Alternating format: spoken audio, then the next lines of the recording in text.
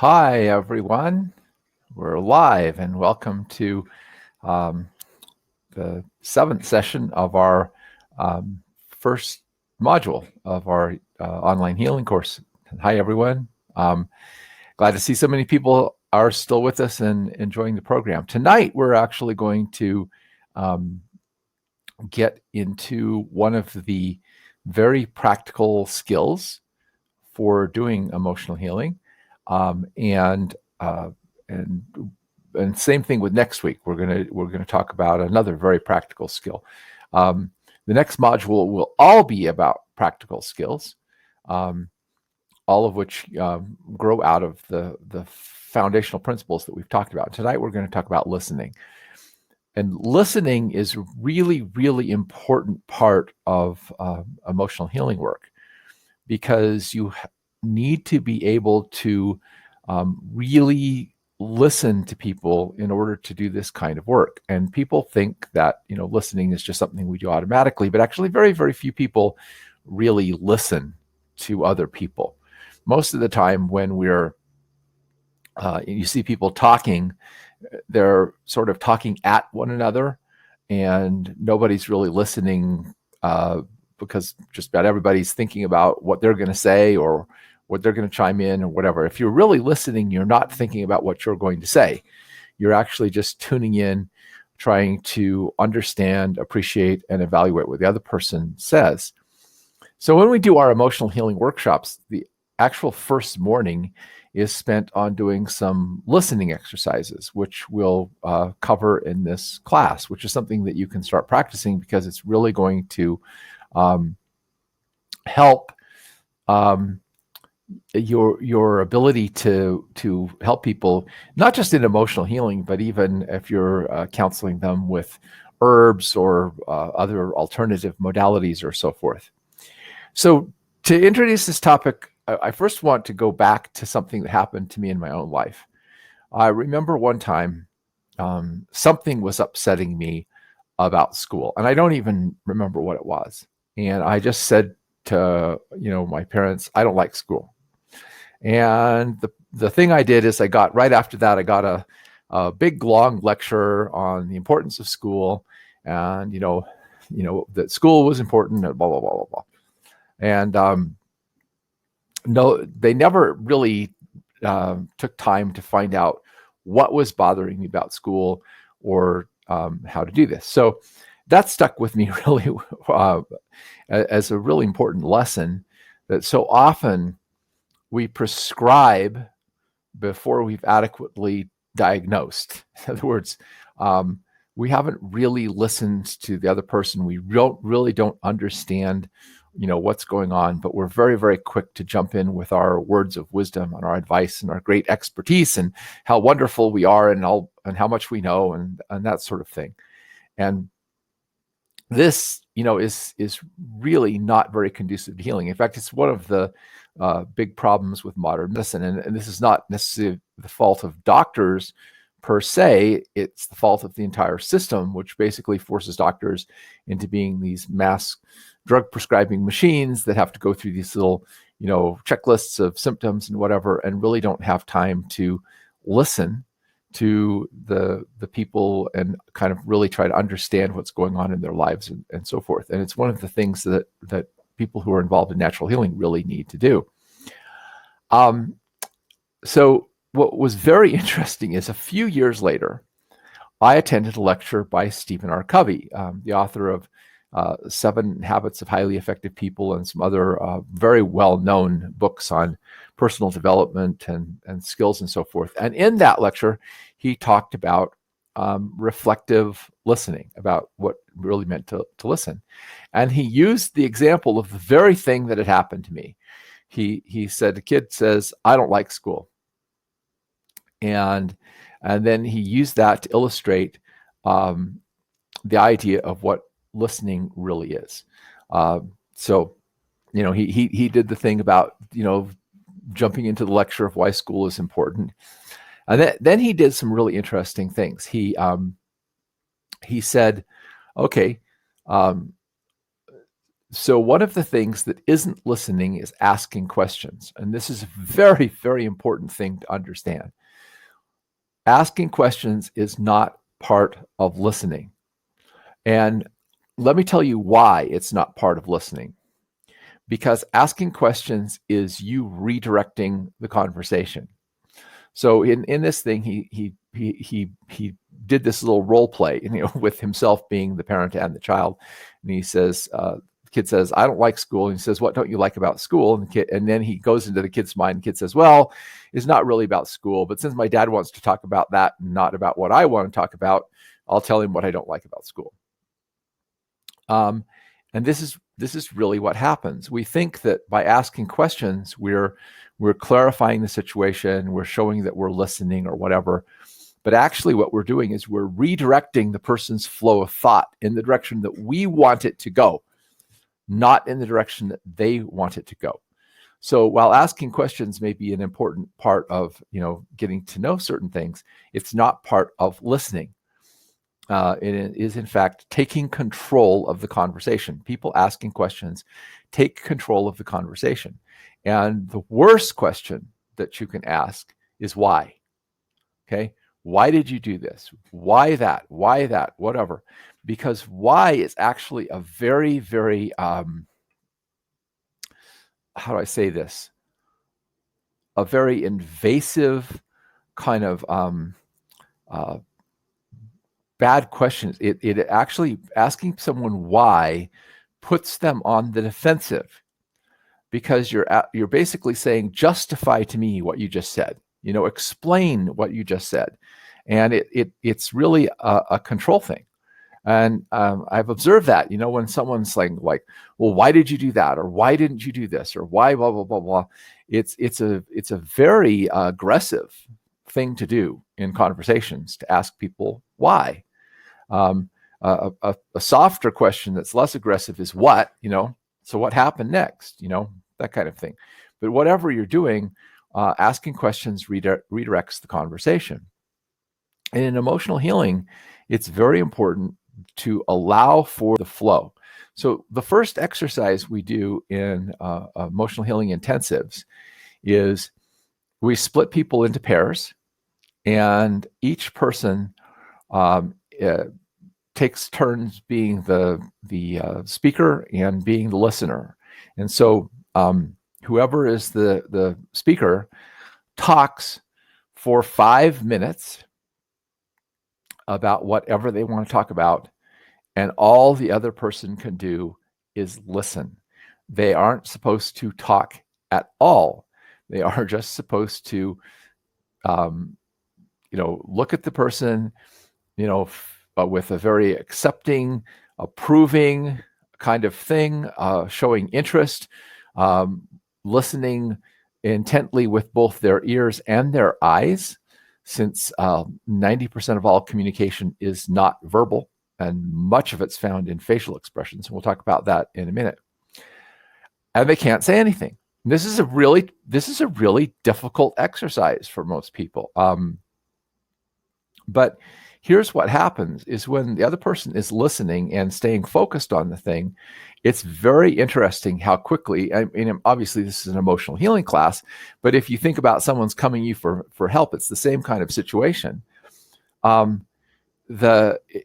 quickly people begin to talk about what's bothering them, and they move into it rather deeply, because the silence, basically is inviting them to speak. And it's a very, very important exercise for people to practice. And you can do this when you're in a group of people. You can do this with your children. You can do this with your spouse. Practice just listening without saying anything.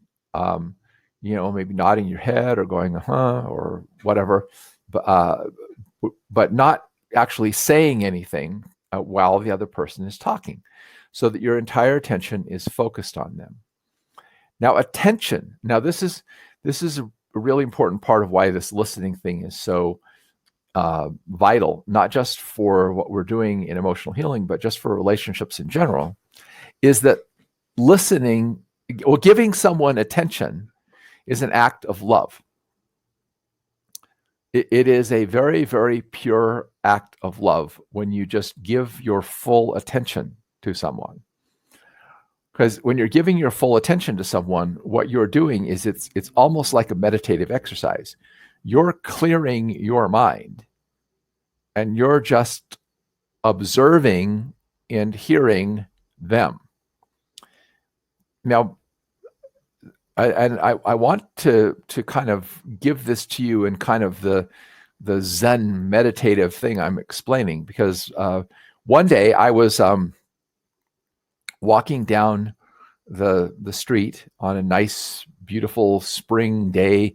The dandelions were out, and there were trees in bloom and this sort of thing.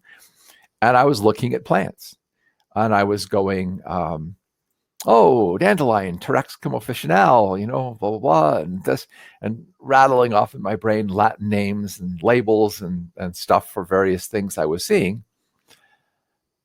And suddenly, and I said the dandelion thing, my little inner voice said to me, you just labeled that dandelion plant and dismissed it.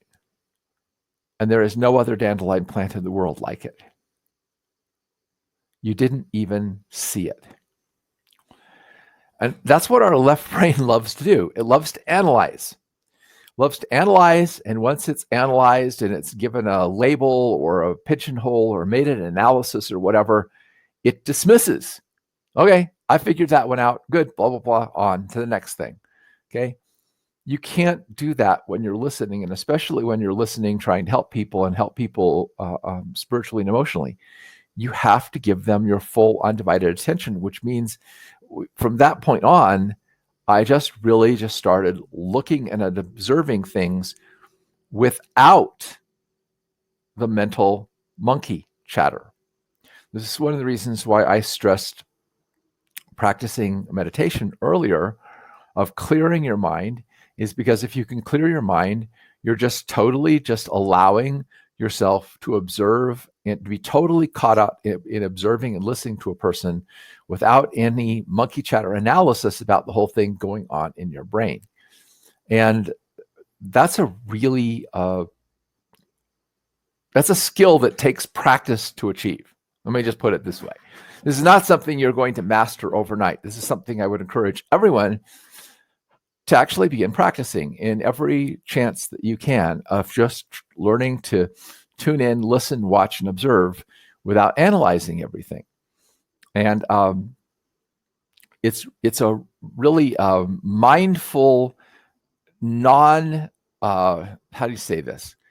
It's like meditation, only you're not like sitting still, lying down. You can do it while you're washing dishes. You can do it while you're doing anything. You can do it while you're at home with your kids, while you're driving, anything like that, where you just it fully engage in whatever activity that you're engaging with without mentally analyzing it or running a dialogue about it in your brain. You're basically letting the verbal brain shut down and stop talking at you for a little while.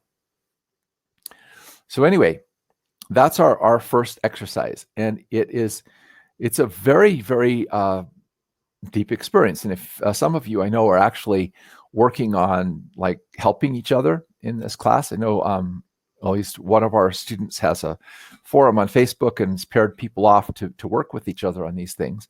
And this is an exercise I would suggest that you do with anybody that you might be working with, and or practice it with anybody who would agree to practice it. Just sit down and you set a timer for 5 minutes to start with, and one person talks and the other person listens.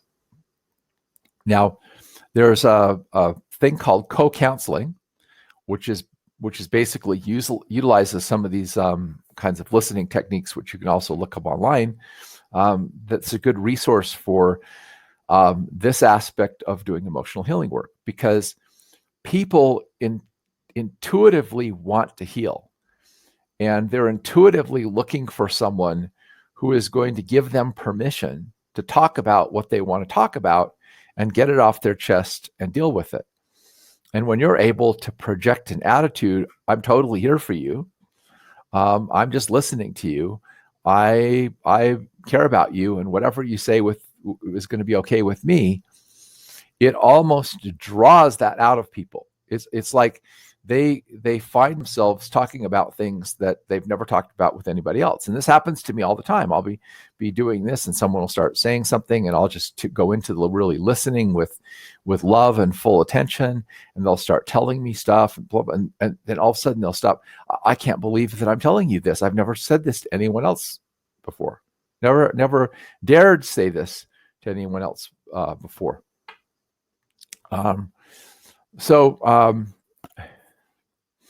Anyway, so I want to just talk a little bit about why it's so important to listen with your full attention and understand that meanings are not in words, meanings are in people. This is one of the things I learned in communication class, okay? Words are symbols. They are not reality. They are labels for reality. They are abstract labels for reality.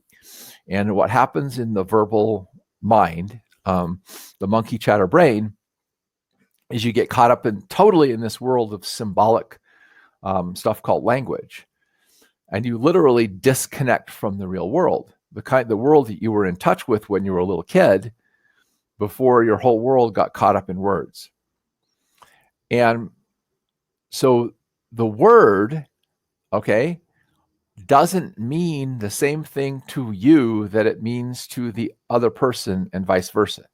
You can't assume that because someone said something in certain words that you understood what they meant. And here's why. Because the same word can convey numerous things. I'm going to just take one word, oh. Oh, oh, oh, oh, oh, oh, oh, oh, oh, oh. Okay. All of that conveyed very subtly different meanings. I can take one word, and the facial expressions, the body posture, the vocal tones can indicate that I'm surprised, I'm happy, I'm sad, I'm tired, I'm curious. Invite someone to tell me more. Let someone know that feels good. Tell you, hey, I understand, I get it. That's amazing. So on and so forth. One word, one symbol. 90% of all communication is nonverbal. So you can't just listen with your ears. You have to be looking at a person. You have to be intently engaged with them so that you're seeing their body language. You're seeing their facial expressions. You're seeing now women are naturally better at this than men. The research shows that women pick up on facial expressions, body posture, other kinds of clues, vocal intonation and stuff much better than males do. So if you're a woman, you probably can master this a lot easier than a male. If you're a man, you've really got to concentrate and learn this, because men are not very naturally good at reading body posture, body language, facial expressions, and so forth. But you need to be, because you need to be intent and really, focus on this, because you have to understand that the meaning is not necessarily in the words that people are saying. It is in the what is behind the words. In fact, this is the idea of the Greek word logos, from which we get our word logic. And that word logos refers to the meaning behind the words. What is the actual meaning that is being conveyed by the words. And as I think I might have talked about this in an earlier session, the idea that it is the common, yes, I did, because I talked about that you have to have a spiritual experience to truly understand when people are writing about spiritual experiences, what they mean, because the words are pointing to you towards the spiritual experience, but they aren't conveying the spiritual experience to you. So the same things true. So you cannot assume when someone is talking to you that you understood what they meant, which a lot of times people do. That you get into the argument, but you said this, blah blah blah. Okay, well, that's not what I meant, but you said. Okay, but see, that's assuming that words have a strict meaning, and that whatever people say is what they, in terms of words, those words mean the same thing to them that they mean to you, or that you're interpreting them in the right way. You can never assume that. And that's where the second listening skill comes in, the one that Stephen R. Covey was talking about in that workshop, which is reflective listening. Reflective listening is basically a tool where you are verifying that you heard correctly what the other person was saying before you move on to assuming that. So reflective listening helps a person feel like you heard what they said, you're acknowledging what they said. Now, there's some really skill to reflective listening, because the most basic and probably worst form of it is what we call parroting. So if you say, if the kid says, "I hate school," you say, "So you hate school? So you hate school?" That's parroting. Okay, the words. A higher level of this is rephrasing it in your own words. So you're saying that you don't like school. See? That's a little better form of reflective listening. But the kind of reflective listening that really works, and especially in emotional healing, and by the way, that really works in personal relationships too, is to not pay so much attention to the words as to the emotion the person is trying to express. Interpersonal relationships are all about emotions. And we feel loved and we feel connected when we sense that someone understands what we're feeling more than what we're saying. And so the first really good skill in this is, the kid says, "I hate school." You say, "Sounds like you're really upset about school."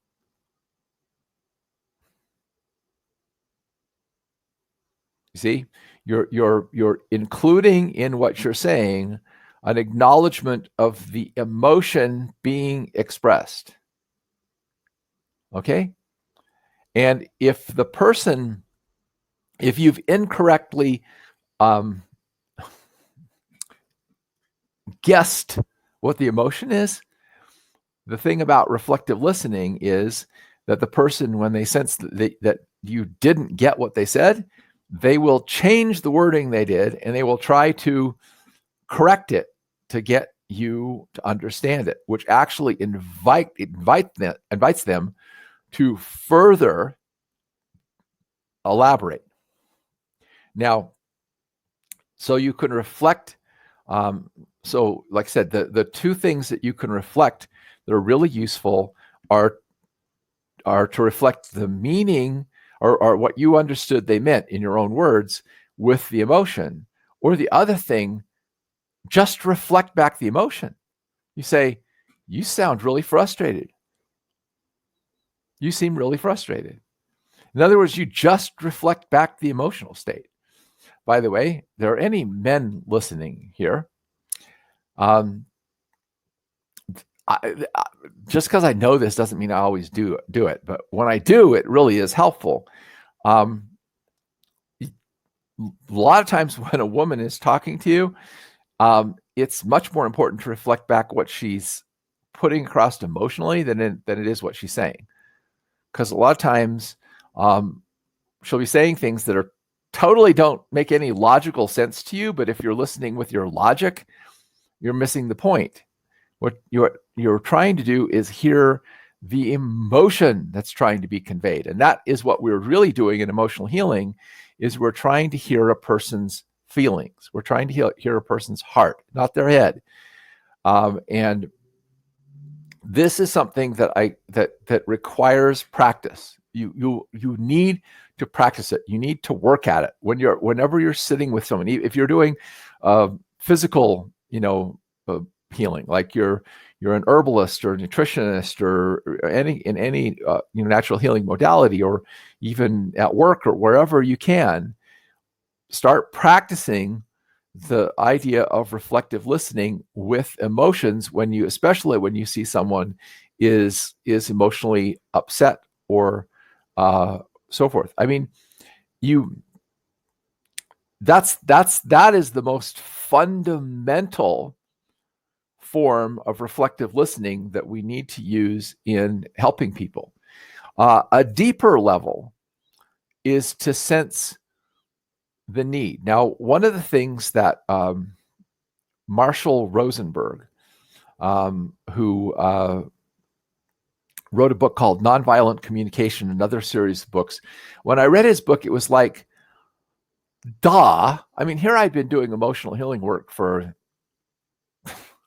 over 2 decades, and I knew feelings were important, but I had totally missed one of the most important things about emotions.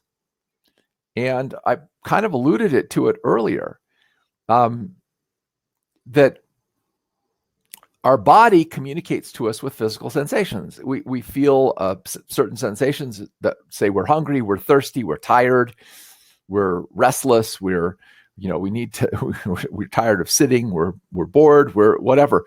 All of these things are bodily sensations that are trying to get us to do things to take care of our body. Well, all emotions arise out of our needs, the things that we need for ourselves to be healthy and happy. So whenever there is a quote unquote negative emotion that you're feeling or someone else is feeling, it's arising from perception that I have some kind of need that's not being met. So what you can do is to go into an even deeper level of emotional, of reflective listening, is to do what Marshall Rosenberg said, which is to guess what the unmet need is. So this is something that you probably wouldn't do on like the first opening statement, with I hate school. But as the person goes in and starts, blah, blah, blah, and continues to talk about, their things, because they sense that you're actually listening. Because as soon as someone senses that you don't want to listen, they shut down. And you never get to the core issue. This is one of the problems in relationships. You react to the superficial thing that's being said, which is typically, in every case, people throw out comments that are actually like testing the waters to see if you're actually listening and willing to listen. Because we're afraid to talk about what's really bothering us. Like I was afraid with my parents to talk about what was really bothering me about school. So you throw out a comment, and then if they react to it, you don't go any deeper because they're not listening. And you don't want to expose something that is really sensitive to someone who's not going to take the time to really listen and try to understand. So as you practice the silence and letting waiting for the person to speak, and occasionally making a reflective comment showing that you're sensing what they're feeling or you're acknowledging what they're saying or something like that, they'll go deeper. They'll dig deeper into what's bothering them. And when they get to the level where you're starting to understand what it is that their need that's not being met, you can make a guess at that. So you could say something, I'm hearing that you're overwhelmed at school, that you've got all this homework and you aren't getting it done, and you feel, overwhelmed. And you feel like you could use some help, something like that. So feel like you need some help. Now, again, it's just like guessing the emotion. If you guess wrong, the person intuitively senses that you're really trying to understand what they're looking for, and they tend to do correcting. Now, by the way, everything I'm saying, although it works in interpersonal relationships, you have to understand that this is not a quick fix, especially if you've been in a relationship for a while and there's a lot of pain and issues that have come up. It takes time for the person to start to feel safe enough to really get down into the deeper levels of what's bothering them. And that's also true if you've got a spouse who or a partner or someone you're working with who had a lot of abuse as a child, who didn't feel listened to, who's totally not used to any of this. They can react very defensively to even reflective listening. Like, that's what I've had people say, well, that's what I just said. I said, I was just trying to make sure that I understood. Well, of course you ought to understand, but because they can't get the idea that you should have understood, right? You should have understood because I said it like in these words, and therefore you should have understood, because they don't understand the fact that meanings are not in words, and so people can get defensive even with reflective listening. You have to be very careful in how you do this, and sometimes just go back to shutting up, and listening. But you really, like I said, it's a skill. It's a skill that I started learning, fortunately, in college, which was a long, long time ago. And I've been practicing, and I'm still in need of support. So reflective listening can't solve everything. Like I say, some people when you're doing emotional healing, a little bit of reflective listening can be helpful. But often, again, the silence and just being there and being supportive and just the occasional supportive comment can help. Now, so what Marshall Rosenberg basically explains is that, and this is very, very important for you to understand when you're listening to someone. What people will do is they will tell you their story. They have a story. My husband left me 20 years ago. He abandoned me with 3 children and blah, blah, blah, and the jerk and da-da-da-da-da-da-da. And telling the story does not help people heal because it doesn't help them get in touch with the emotions.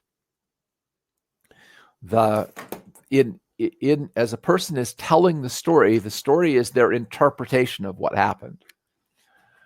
What you first of all have to ascertain is the actual events. Okay? The husband left, they got divorced. That part sounds like something that, actually happened. Whether the person was a jerk, what, blah, blah, blah, da-da-da, you don't know. You weren't there. Okay? You can't assume that they're not distorting everything about what happened from their perspective, because everybody does that. But what you want, and the one question that you do want to ask, and this is the exception on the question rule, is, and when your husband left you, how did you feel about that? How did that make you feel? How did that make you feel? How did that make you feel? What did that feel like? Because in emotional healing, we are trying to do something really important. We're trying to direct a person away from the story to their emotional experience of the events, to what they felt. Because if they're just talking about the events in this kind of detached, logical way, that isn't going to help them at all. You've got to redirect them to focus on the feelings. Because only when they get into the feelings can they identify their unmet physical, emotional, social needs. Understand? And until they identify their needs, they can't do anything to alter their life to fix things. See, if I fail to recognize the thirst signal as telling me I'm thirsty, and I'm sitting there in denial of it, I'm never going to drink water. If I was denying my hunger, I'm not going to eat. If I'm denying that I'm tired, I'm not going to sleep. If I'm denying something emotionally, my anger, my sadness, my jealousy, my whatever, I'm denying that there's something that I need that I'm not getting, and therefore I have no ability to actually figure out how to start getting that for myself. Understand? That's why you have to move out of the story and then use the actual events of the story to probe the person down into the emotions. So this gets into the real art of listening, which is to listen with your heart. Now, I knew this was happening, and it was, to me, very deeply spiritual, but I had no logical explanation for it. And I was very grateful when I found a book called The Secret Teachings of Plants by Stephen Herod Booner. And he talks about the fact that the heart generates a very powerful electromagnetic field. Now, you can also find this out from a group called Heart Math. Just look up Heart Math on Google. And they have books, and I also highly recommend Stephen Herod Booner's Secret Teachings of Plants. And I should probably list some of these resources in this lesson when I post this video, because they're good some of the things I'm reading. Because if you want to like go and study beyond what I do, I've got some good things that you can look at, like studying the nonviolent communication with Marshall Rosenberg and so forth as well, or the co-counseling. But anyway, so the heart generates an electromagnetic wave, and he says that electromagnetic wave is a carrier for very, very complex information that can be picked up by other hearts. Because what he explains is anything that can broadcast an electromagnetic signal can also receive electromagnetic signals, and vice versa. So, for example, have you ever heard static on the radio? The static on the radio is the signal from the radio itself being picked up by the radio. It's called static. When a broadcast station is sending out a signal, there's a certain amount of static because it's also receiving its own signal back. So, if my heart can broadcast electromagnetic signals, my heart can also pick up electromagnetic signals. And this explains to me one of the first things I realized about emotions is that it can be transmitted, that you can sense or feel the emotional state of another human being in your heart. If you soften your heart and open your heart and allow your heart to feel, you can feel the emotional state of someone else. It helps as a practice exercise to match your breathing to their breathing. Because in addition to the electromagnetic pulse of the heart, one of the things that I learned is that all emotional states have a breathing pattern. So if you start breathing in as they're breathing in, breathing out as they're breathing out, and match the emotional state, you will start synchronizing your breath with their breath, which also starts synchronizing your heart with their heart. Now, we all recognize this happens because we know that we get into conversations with people and we get on the same wavelength. We experience good vibes. We share this heart-to-heart connection, and it feels really good when we have that heart connection, because what's happening is we're actually communicating on a level below, or I should say actually above the level of language, because remember, language is just symbolic. Heart-to-heart communication is direct. It's absolutely direct. It means that you actually are picking up directly information from the other person that is not being filtered through symbolism, which means that you really, really do understand what they're saying. Most people can't do this because their hearts are too closed. But when we fall in love with someone, or when we make a friend and we open up our heart, this happens. And someone just said, "Is that why you feel connected to others when you're on the same, same subject?" Yeah, well, if you have the same beliefs as someone, or you are on a topic that you both enjoy, the heart resonance gets set up a whole lot easier. It's a lot harder to set up a heart resonance with somebody that you disagree with, or that you don't feel the same with, or you don't think the same with. But you can do it. You can totally do it. It's a matter of you are able to tune in with your heart to their heart, and you hear them. You remember when in the very early sessions, I talked about my first emotional hero experience, where I was, when this lady relived being sexually molested by her father, I felt like I was there. I felt like I was a young 5-year-old girl being sexually molested by my father, with all the emotions and everything flooding over me with that. And that's happened to me many, many times doing emotional healing work, where it isn't just a person's emotions that flood over me. It's like their memories flood over me. It's like I'm standing there experiencing with them whatever they experienced. And I know this is true because on one occasion, on several occasions, number one, I've seen things that happened to them before they described what happened to them. So when they just were describing what happened to them, I'd already seen that. But the most dramatic one was someone who'd been ritualistically abused. And when we tried to go into her feelings or help her, she just couldn't talk.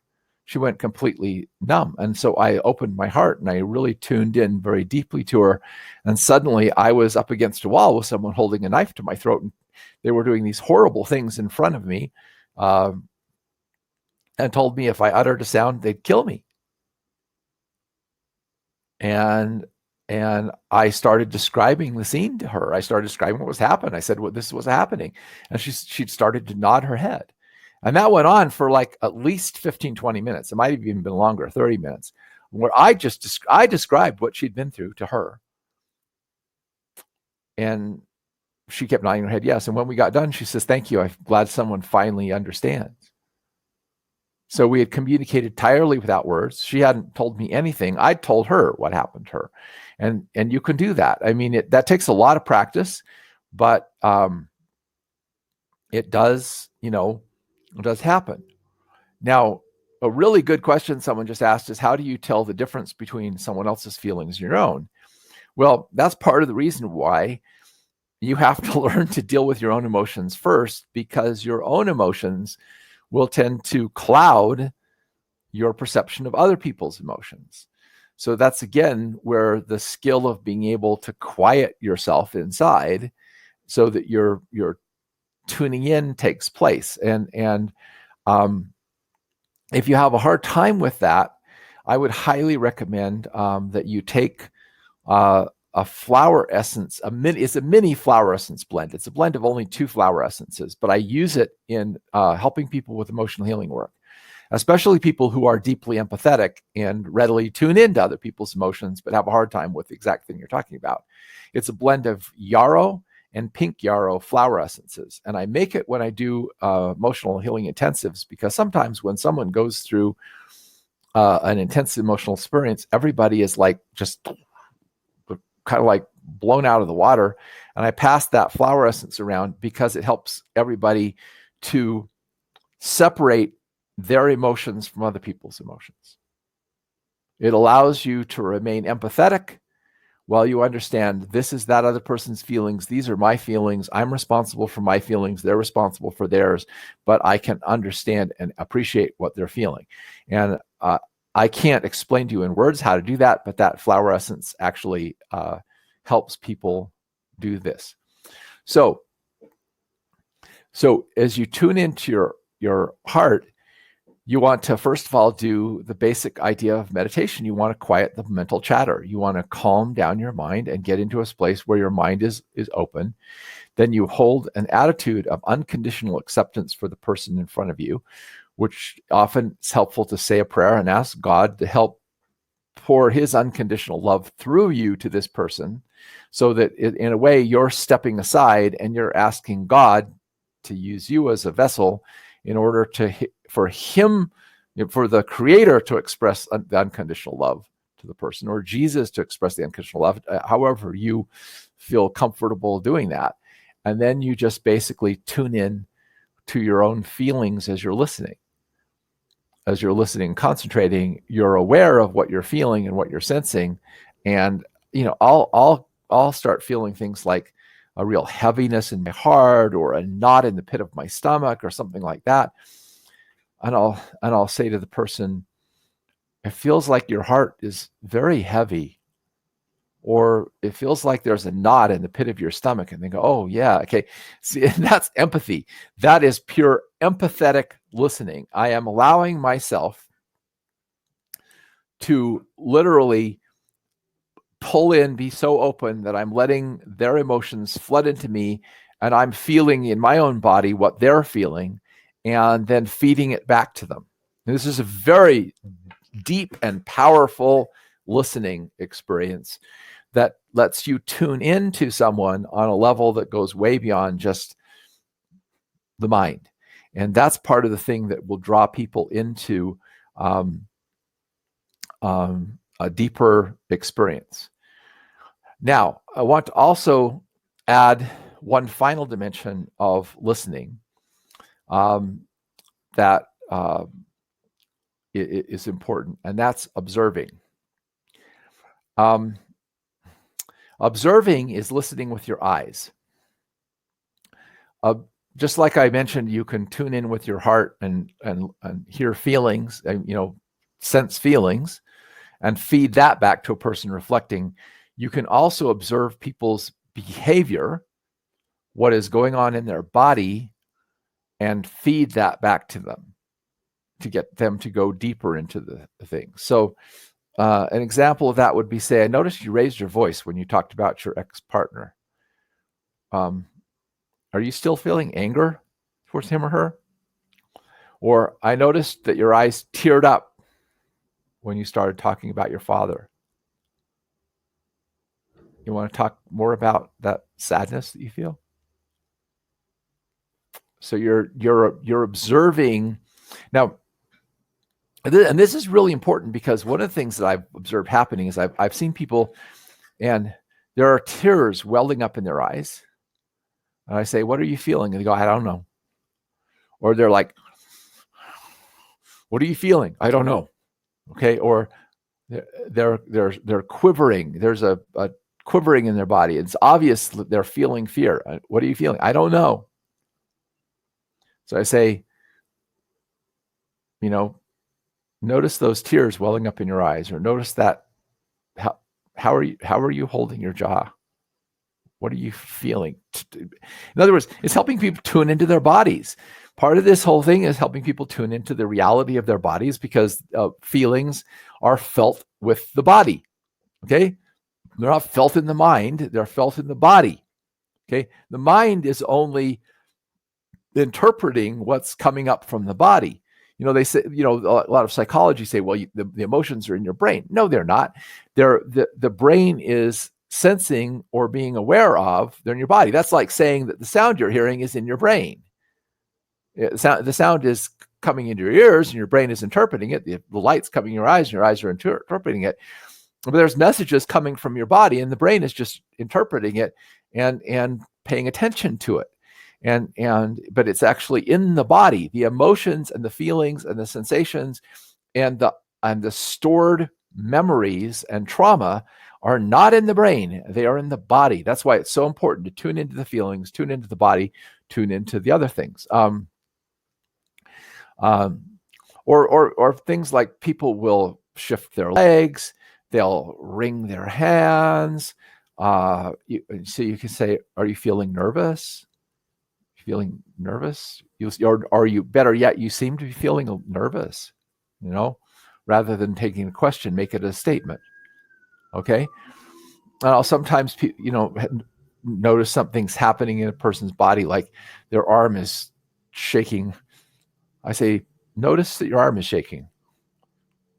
What's that about? Tune into that. Feel that. Let your arm shake. See what that's about. Another observing thing to do is we've talked about this idea that we have these three selves: our self we're trying to project to the world, the inner self full of our demons and dragons, and then our authentic self, the real self, the true child of God that dwells in all of us. And so one of the things you do sometimes is called contradiction, which is actually the opposite of reflective listening. It's basically disagreeing with the person, but it's always disagreeing with them in a positive way. So a person says, "Oh, I'm so stupid," and this, by the way, this only works if you genuinely see this in the person. If you don't do it. Okay, if you're not seeing past their self-limiting beliefs in that middle part of themselves into their true self and seeing their true nature, don't do this unless you're actually seeing it, because it doesn't work if you're lying. It doesn't work if you're making it up. You have to actually be in the place where you see this. Like if someone, I've had some people who are really nice looking and they go, "Oh, I'm just so ugly." And you go, "Well, you look very beautiful to me." Okay. So you're contradicting what they're saying. You're contradicting their perceived negative thing about themselves.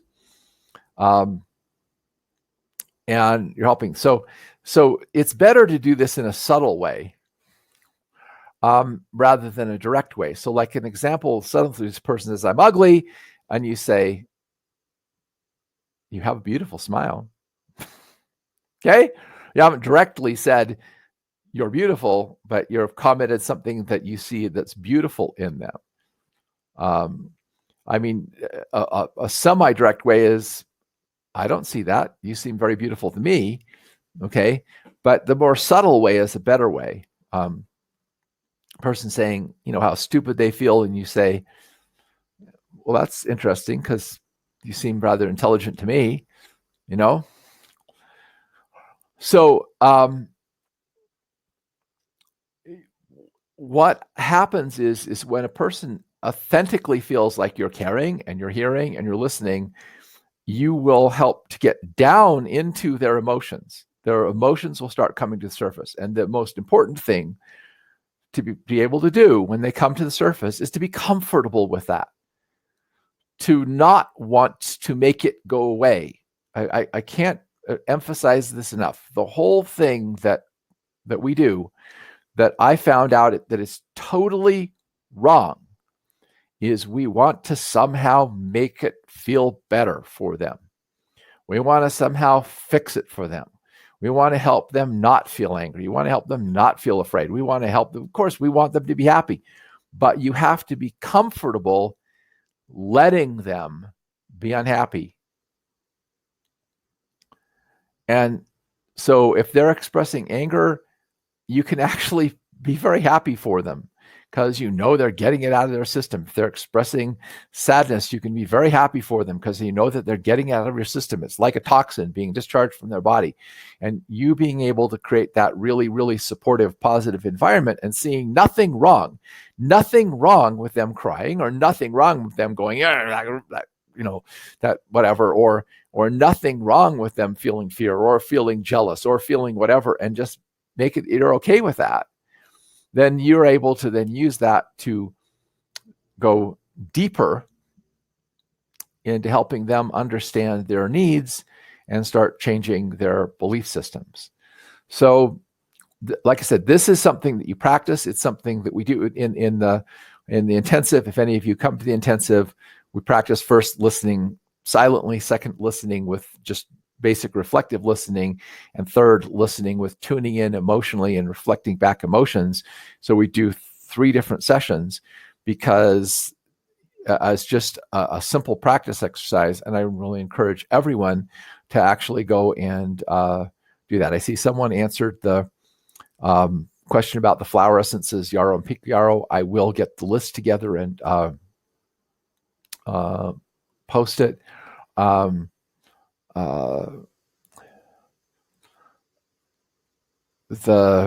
Someone talked about the ABC plus D system. You'll have to email me, or I'll have to email you privately. I'll copy that down and email that. Are there any other questions or comments that anybody would like to make before we end for the evening? Making a note here. All right, go through here.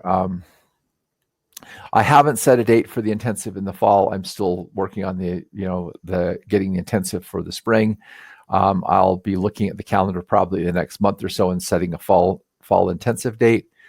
And like I said, you're going to see more and more switch from just the kind of principles behind this into actually more practice. Next session is going to be on forgiveness. It's just the whole thing will be about how to help, what forgiveness is, how to help people forgive, how to do forgiveness yourself, because this is one of the major things that you're going to be helping people with emotional healing, is helping them to forgive. What we do in the intensive is we practice the listening exercise for 5 minutes. So one person talks for 5 minutes, the other person listens, and then you switch roles and you do it again. And then we just keep adding the dimensions. The second time, the person is only allowed to reflect, to say what they hear. And then you have the third one, they're actually supposed to try to tune into what the other person is feeling. And we keep the same pair because each time it deepens the relationship.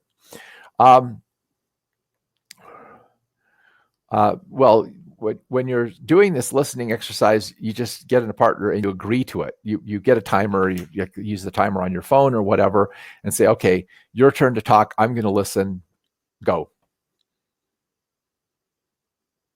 And when they don't say anything, it's really tempting to jump in. Don't. Just keep your eyes focused intently on them. Keep looking at them. Keep your ears and wait.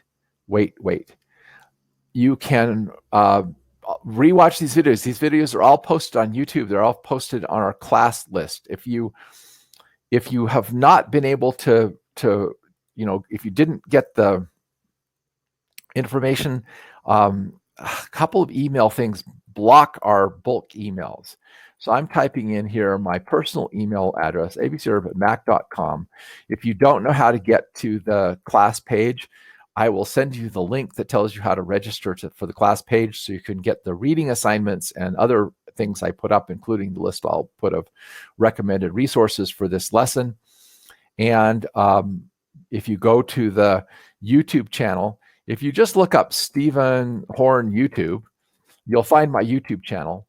And there is a playlist for the emotional healing videos. All of them will be put up there.